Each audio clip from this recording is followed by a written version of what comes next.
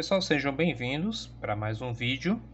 E no vídeo de hoje nós vamos dar início a um tópico novo, que é a parte das funções inorgânicas. Mais especificamente no vídeo de hoje nós vamos trabalhar a definição ou a identificação de cada uma dessas funções, tá? A princípio eu quero deixar clara a seguinte ideia, que quando você tem diversos objetos, que são semelhantes uns aos outros, torna-se necessário, a partir de um certo ponto, que esses objetos sejam organizados para que eles sejam melhor estudados ou abordados. Foi isso que aconteceu com a química ao longo da sua história. À medida que foram sendo descobertas substâncias e mais substâncias, chegou-se a um ponto que a classificação, a organização dessas substâncias se tornou extremamente necessário para melhor estudá-las. E foi o que foi feito. Os compostos, as substâncias, hoje na química são divididos em dois grandes grupos, que são especificamente os compostos orgânicos e os inorgânicos. Então aqui, geralmente no primeiro ano do ensino médio, nós trabalhamos os compostos inorgânicos, certo? Ou as funções inorgânicas, beleza? Então, as 4 funções inorgânicas que a gente vai apresentar aqui para vocês hoje são os ácidos, as bases, os sais e os óxidos. Uma outra coisa que é necessário salientar aqui, ou deixar claro, é que existem diversos conceitos para essas funções, principalmente ácidos, bases e sais. Não existe um conceito específico, tá? E aqui nesse vídeo eu vou destacar o que é mais utilizado, o conceito mais comum, que é o conceito de Arrhenius, também chamado de teoria aquosa, tá? Teoria aquosa. Por que recebe esse nome? Porque Arrhenius estudou esses compostos, diluindo esses compostos em água e observando, o seu comportamento, tá? Além do Arrhenius, nós temos outras teorias, como a teoria eletrônica, a teoria protônica, que serão abordados em um outro momento, tá certo? Então, como eu disse, hoje a nossa tarefa aqui é conhecer ou reconhecer o que é um ácido, uma base, um sal e um óxido, tá bom? Então vamos lá para começar. Os ácidos, primeiro grupo, são conhecidos por liberar o que nós chamamos de íon hidrônio, conhecido também como H3O+, ou, como a maioria dos livros mostram, a liberação do íon H+, tá certo? Então o que é que acontece? O que é que Arrhenius chamou de ácido? É toda e qualquer substância que, quando você coloca na água, ele produz esse íon aqui, ó. Por exemplo, H2SO4, o HCl, ou simplesmente aquele que produz um H+. Aí o pessoal geralmente pergunta: Paulo, no caso, para reconhecer um ácido, eu vou ter que fazer essas equações, essas equações de ionização? Não. No geral, pessoal, veja só, eu coloquei aqui uma lista dos principais ácidos, E o que é que a gente pode perceber de comum ou em comum a todos eles? Eles sempre têm aqui de início, ó, o H. Ah, Paulo, então toda substância que começar com H é um ácido? Não necessariamente, porque olha o que é que acontece com esse cara aqui. Esse aqui é o ácido acético.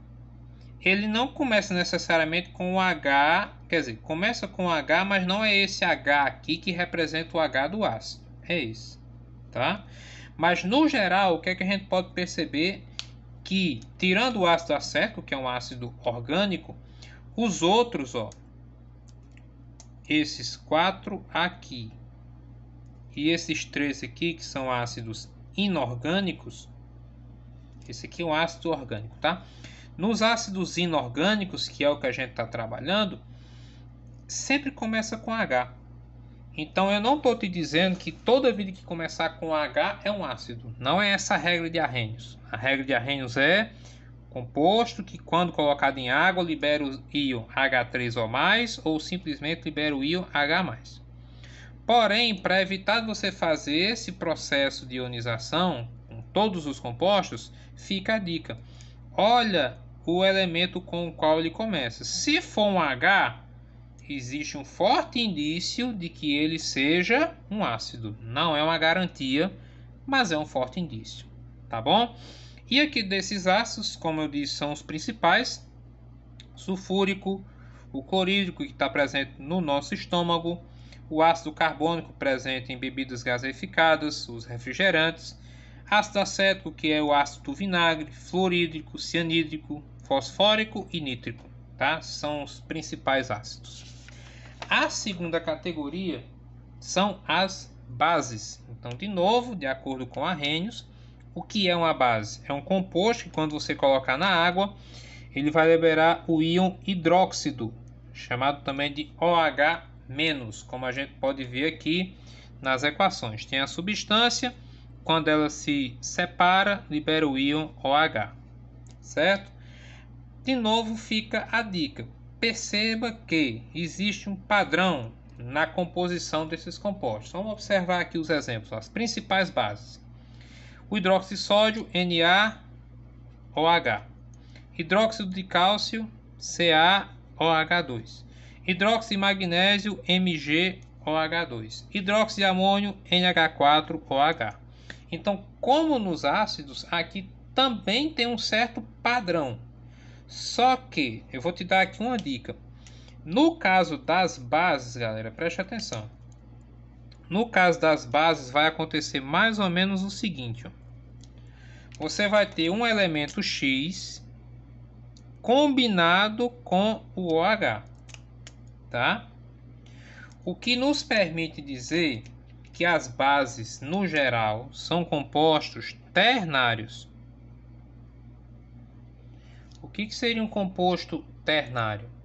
Composto ternário é aquele que é formado de 3 elementos. Aí, antes que alguém me pergunte, mas Paulo, peraí, o hidróxido de amônio tem 4 elementos. Não, não tem.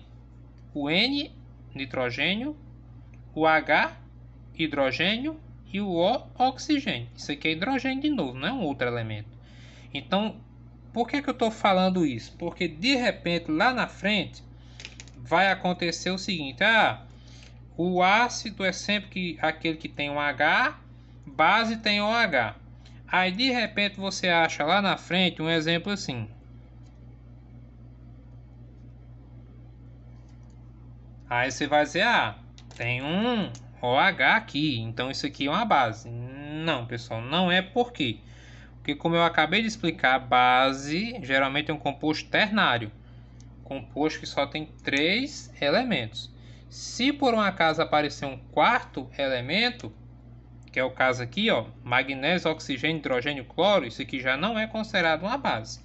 Esse composto aqui, a gente vai ver daqui a pouquinho, que ele vai ser denominado de sal. Um sal inorgânico, tá bom?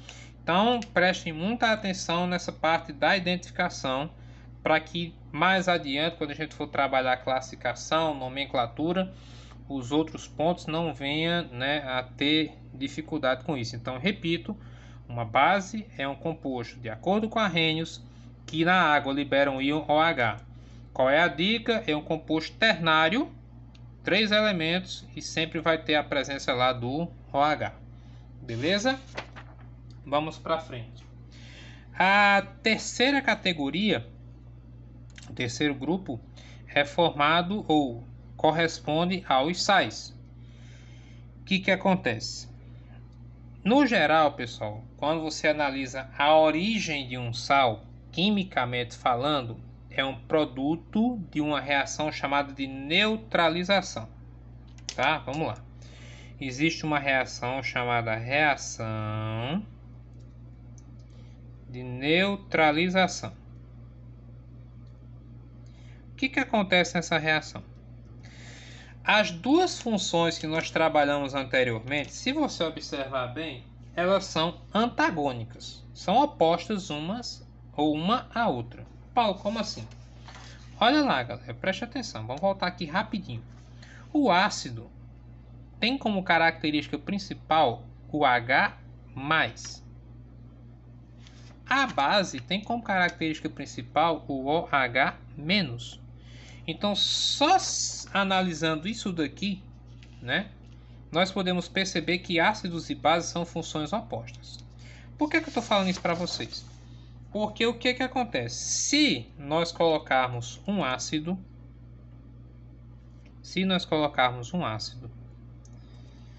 para reagir com a base, a tendência é que um tente anular o outro, ou que um tente cancelar o efeito do outro, porque são funções opostas. E o produto dessa reação, ou os produtos dessa reação, são exatamente um sal, certo? E um subproduto, tá? Que é a molécula de água, ou uma molécula de água, tá? Então, a primeira definição de um sal seria o que? É o produto, ou é a substância produzida na reação de neutralização entre um ácido e uma base. Tá ok? Então, já fica essa primeira definição. Porém, qual seria uma outra definição? Se a característica do ácido é um H+, e a da base é um OH-, então o sal é aquele que vai ter algo diferente de H+, e algo diferente de OH-. É tipo assim, você não é um ácido, você não é uma base, então você é um sal. Basicamente seria a identificação por eliminação. Olha aqui os nossos exemplos. NaCl. Percebe? Ele nem tem o H, nem tem o OH. Então ele é um sal. CaNO3,2. Nem tem H no começo, nem tem OH no final. Sal. NH4,3PO4. De novo, nem tem H no começo, nem tem OH no final. Então aqui a gente está fazendo meio que uma eliminação. Só que, repito, eu tenho que tomar cuidado na hora de analisar, porque pode acontecer o que eu mostrei na folhinha anterior, certo? Isso daqui, tá? Pode aparecer um OH aqui no meio. Como também, pessoal, olha só, como também pode aparecer um H. E não é por ter esse H aqui que ele vai ser um ácido. É um sal. No caso aqui, o bicarbonato de sódio. Então, não impede o fato de dizer assim, tem que ter algo diferente de H+, e algo diferente de OH-, não significa dizer que não pode ter. Basta que eu tenha algo que seja diferente, ou algo além disso. Como é o caso aqui. Eu tenho outras, né, composições além do H, como eu também acabei de mostrar lá, além do OH. Tá certo? E aqui nós temos os principais sais, o cloreto de sódio, que é o sal de cozinha, nitrato de sódio, carbonato de cálcio, sulfato de magnésio, hipoclorito de sódio, fluoreto de sódio, nitrato de amônio, bicarbonato de sódio, sulfato de cálcio, fosfato de cálcio. E só para deixar claro, essa é uma das habilidades que nós vamos adquirir em vídeos futuros, que é descrever todos esses nomes a partir da molécula do composto. Então tenham calma, tenham paciência, que a gente vai caminhar para chegar lá, ok? E a última categoria dos compostos inorgânicos são os óxidos, né? Atenção aqui para a definição, porque é um desafio não misturar as 4 categorias, é a primeira habilidade, tenho que reconhecer. Então, já de cara, ó, são compostos binários. Ó, 2, formado por 2 elementos, onde um deles obrigatoriamente, atenção, onde um deles obrigatoriamente tem que ser o oxigênio. Então, se nas bases, ó, vamos fazer aqui um resuminho. No ácido, o que é que a gente tinha? A gente tinha o H ligado com alguma coisa, mas tinha que ter o H. Nas bases, o que acontecia? Eu tinha alguma coisa ligado com o OH, o que inclusive, né, reforçando mais uma vez, fazia com que as bases fossem compostos ternários. Aqui, galera, nos óxidos, preste atenção. Nos óxidos, o que vai acontecer?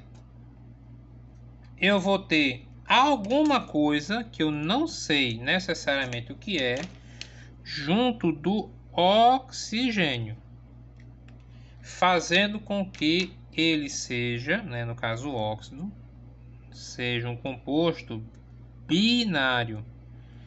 Então, muito cuidado para não misturar.